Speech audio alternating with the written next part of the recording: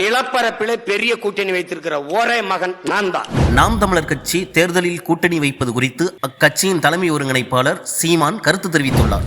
எவனவன் 2000-3000 acre விளை நிலத்தை என் ஆண்டோனும் முன்னோனும் உழுது உழுது உழுது தெல்லு உழுதியா ஆக்கி காட்டை மேட்டை திருத்தி விளைநிலமாக மாற்றி வைக்கிற என்னுடைய நிலத்தை நீ எவ்வளவு முதலாளிக்கு தொழிற்சாலை அமைக்க எடுத்துக் கொடுப்பாய் என்று எந்த தொழிற்சாலை அரிசி பருப்பை விளைய வைக்கும் உற்பத்தி செய்யும் என்று கேள்வி எழுப்புகிற அறிவார்ந்த பெருமக்கள், தொழிற்சாலை வேலை கொடுக்கும், வேலையிலே சம்பளம் கொடுக்கும், சம்பளத்தை வைத்து என்ன செய்யலாம்? சாப்பிடலாம்.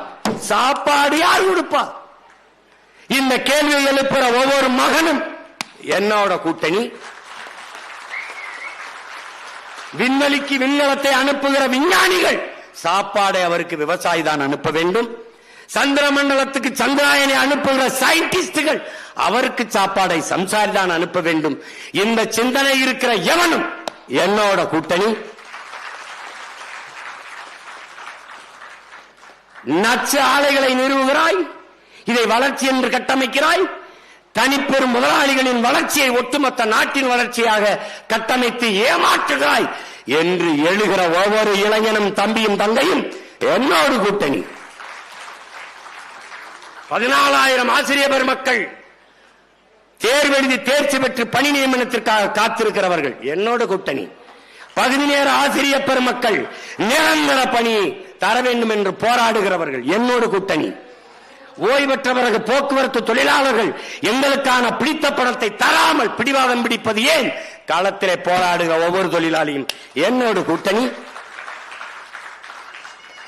இந்த நாட்டிலே பிரச்சனை என்று முன்னின்று களத்திலே போராடுகிற பல லட்சக்கணக்கான மக்கள் நாம் தமிழர் கட்சியோடு கூட்டணி. அப்படி பார்த்தால் இந்த நிலத்திலே பெரிய கூட்டணி தமிழ் தேசிய கட்சி, நாம் தமிழர் கட்சி வைக்கிற கூட்டணி தான். ஏன் நான் கூட்டணி வைக்க மாட்டேன்? ஒரு சித்தாந்த கட்சி, உலகத்தில் எந்த இனத்திலும் தோன்றாத மாபெரும் தலைவன் தோன்றிய இனத்தின் மக்கள் நாங்கள். எங்கள் தலைவன் பிரபாகரனோடு எந்த தத்துவமும் கூட்டணி வைக்கலாம். இல்லாத இந்தியம் திராவிடம் இந்த சித்தாந்தங்களை வச்சு ஆண்டு அழித்து விட்டீர்கள். அதிலிருந்து எங்களை தற்காத்துக் கொள்ள பேரெழுச்சியாக எழுந்து வருகிற தமிழ் தேசிய அரசியல் இது எதனோடும் இந்தியம் திராவிட கட்சிகளோடு சரணடையாது. வேண்டுமானால் நீ என்னிடத்திலே சரணடை,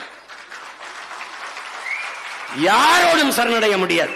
தோற்றால் போடா, புதிதா ஒன்றும் தோற்க போறதில்லை. இந்த அரசியலின் தேவை எப்போது உருவானது? ஒரு இனம் என்றைக்கு முழுமையான விடுதலை அடையும், அது என்றைக்கு தனக்கென்று ஒரு நாடு அடைகிறதோ அன்றுதான் முழுமையான விடுதலை அடையும்.